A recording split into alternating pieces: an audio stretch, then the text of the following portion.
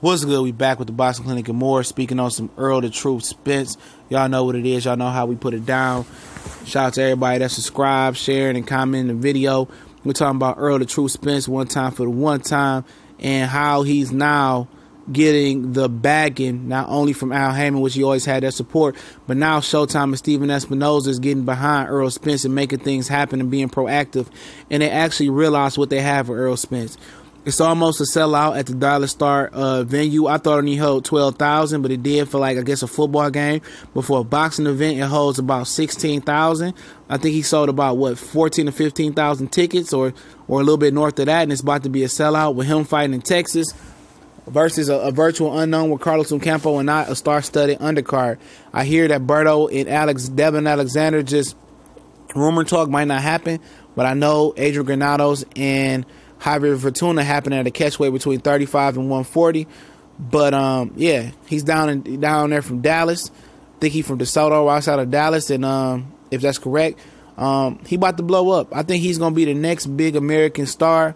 And you have to have a few things to happen for that. You got to have some type of bagging, personality, entertainment value. And he has a bagging from the Dallas Cowboys, which is estimated to be the most,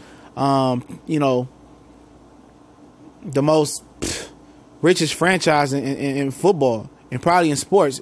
I don't know too many franchises that are estimated worth more than the Dallas Cowboys. And that's a team that everybody all over the world, especially America, is a Cowboy fan in every major city. So if he aligned himself with the Cowboys, it's no telling where his earning potential and his popularity can go. And that's a smart marketing tool by his manager and his team. But not only just that, you got to have a few things to really be able to blow up in boxing.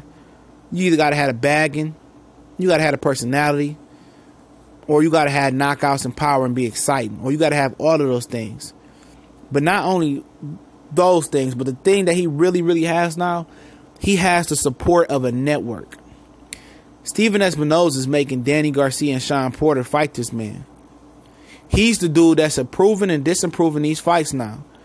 It was at a point when PBC first started, he approved what he approved because they was trying to get it off the ground. Now they're at the point where they filtering opponents now, and now he's at the point where he's saying, well, I don't want to pay for you to fight nobody else.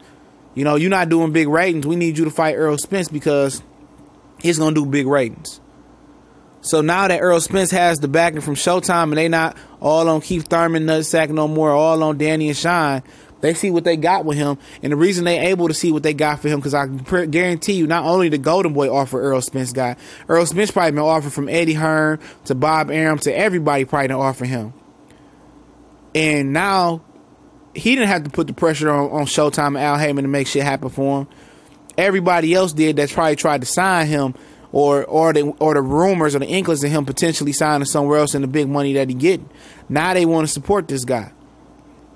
Now that they see he a ticket seller in Dallas, he can sell out the 4-star, which he very close to doing. Then they can do the American Airlines Arena with a mass play.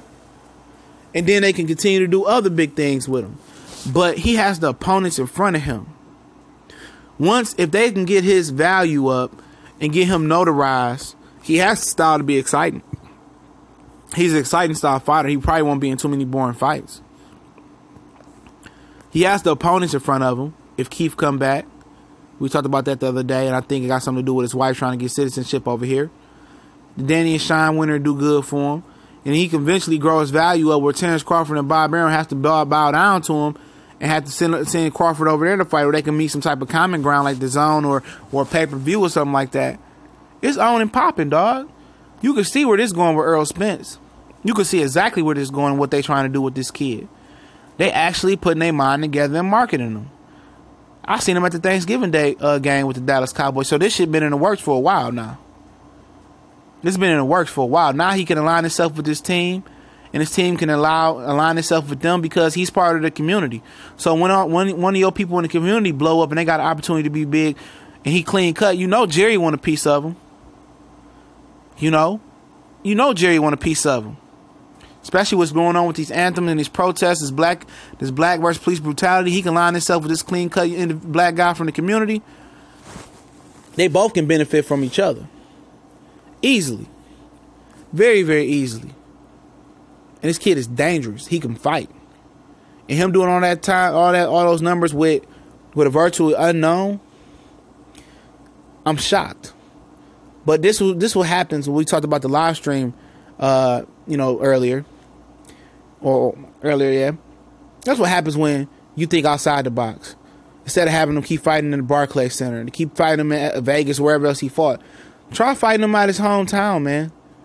Boxing is getting into very stagnant into where they put fights at now. It's a global sport. At least when you on the A side of boxing in America, it's a statewide sport. Start opening up other markets, man. Start trying to have these guys fight in other markets. Trying to fight at home. You never know what type of ticket seller he is unless you try to fight him at the crib.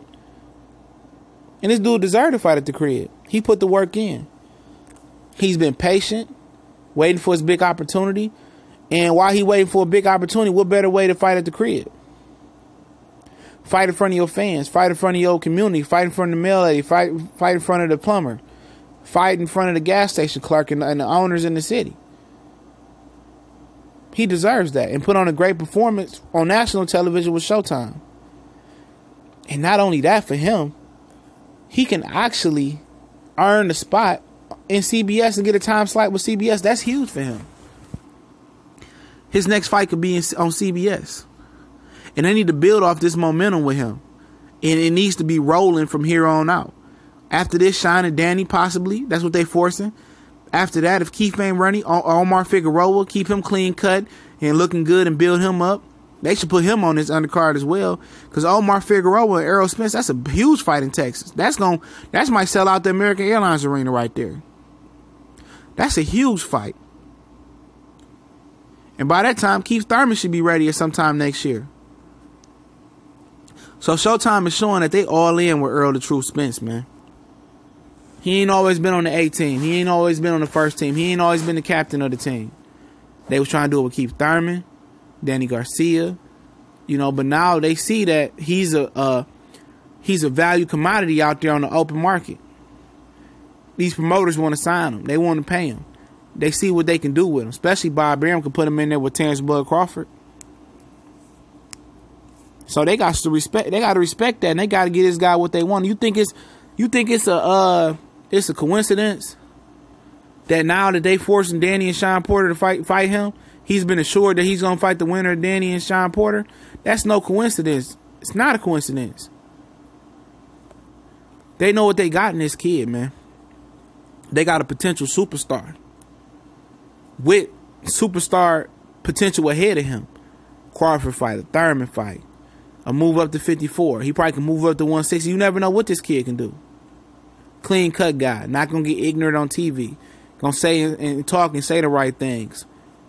Gonna keep his personal life low key. And he's a community man. And in the state of Texas, you know what they can do in the state of Texas without a Hispanic fighter now? With the Charlos, with Errol Spence, they can take over the state of Texas, man, by putting fights on with them.